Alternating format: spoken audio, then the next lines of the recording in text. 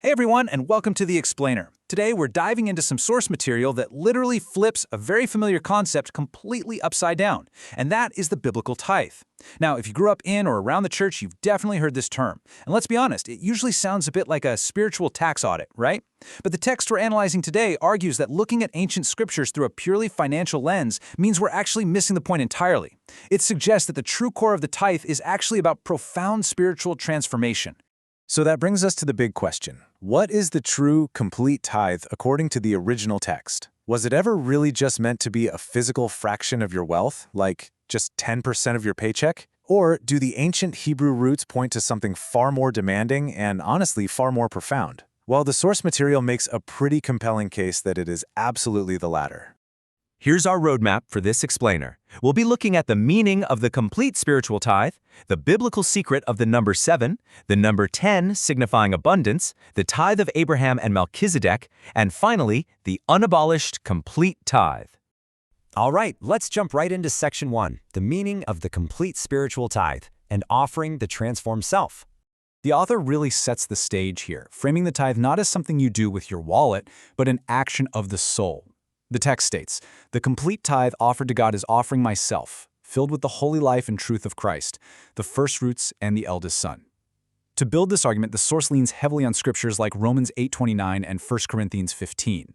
The idea is that Christ, being the firstfruits and the eldest son, is the ultimate offering. So the tenth, or the complete tithe, is actually you offering your entirely transformed soul, completely filled with the knowledge and life of Christ. You're giving your whole transformed self back to God.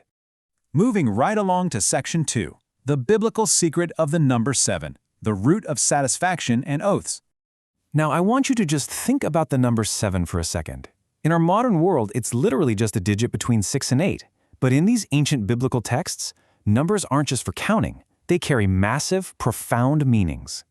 According to the text we're looking at, the basic Hebrew word for 7 is Sheba, and Sheba symbolizes completion. The author points out that this is exactly why the creation narrative unfolds over 7 days and why ancient feasts were celebrated over complete 7-day periods. Sheba is essentially the foundational block of divine completion. But here is where this linguistic web gets super fascinating. From a closely related root, we get the word shabah. This is a verb meaning to swear or to adjure. The text links this directly to the act of making an oath. For instance, you might have heard of the biblical city Beersheba. Well, that literally translates to the well of the oath. So completion, the number 7, is completely intertwined with the concept of a divine promise. And it doesn't stop there. It branches further into the word saba. Now, this verb indicates complete satisfaction and fullness. The author explains that this specific word is used in the biblical texts to describe, say, land that is just completely satisfied with rain, or a hungry soul that is finally satiated with food. It's a state of being entirely full. You can see this concept weaving its way all through the Hebrew language. Words for 70, the seventh, sevenfold, even the word for a week. They all stem from this exact same conceptual family. The source material is painting a vivid picture here. 7 isn't just math. It's a divine state, it's completion, it's a sworn oath, and it's total satisfying fullness, all wrapped into one concept. Okay, let's see how this builds into our next concept in section 3, the number 10 signifying abundance, the fulfillment of wealth. So if 7 is completion, what exactly happens when we reach 10? How did the ancient language view this number, especially when we start talking about the tithe?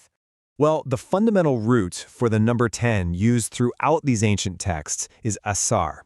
It's incredibly common, appearing hundreds of times as a standard cardinal number. But check this out, because this is where the source really emphasizes a connection. The linguistic neighbor to asar is ashar, which is a basic root verb that means to be rich or to be abundant.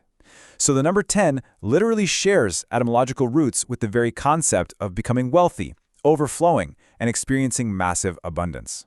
Which finally brings us to the actual word for tithe, ma'aser.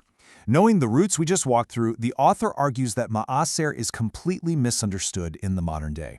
The source views the tithe not as a subtraction, not as taking 10% away and leaving you with less, but rather as the state of being abundantly filled. It's a shar. It's returning that ultimate, rich fullness back to God. It completely flips the script, doesn't it? It's framed not as a penalty on your income, but as the culmination of being spiritually rich. Let's look at how this plays out in the narrative. Section 4.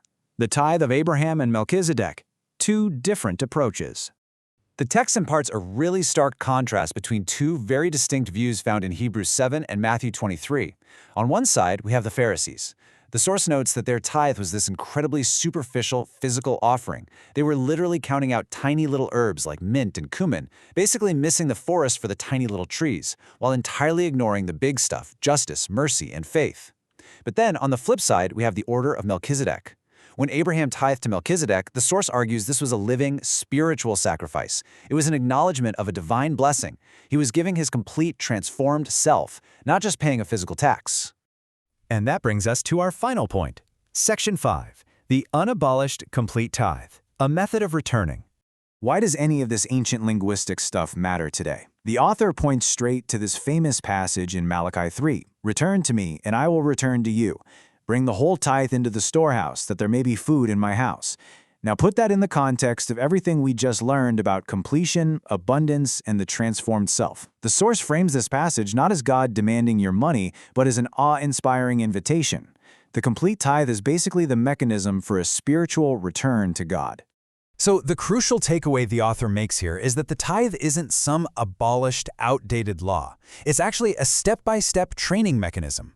The text outlines that it serves as physical training to discipline the flesh, and ultimately it leads directly to spiritual growth and a much higher understanding of your faith. This perfectly illustrates the source's concluding thought. Grasping this concept, moving past the basic math and stepping into spiritual abundance is absolutely essential. It takes a legalistic duty and transforms it into a vibrant, living relationship. Which leaves us with a really profound reflection to end on. Based entirely on the linguistic and theological arguments we've explored today, ask yourself, have you been offering a mere fraction of your physical wealth or the complete abundance of your spiritually transformed self? It's a massive shift in perspective, for sure. Thank you so much for joining me on this explainer. Keep questioning, keep learning, and keep seeking the deeper meaning out there.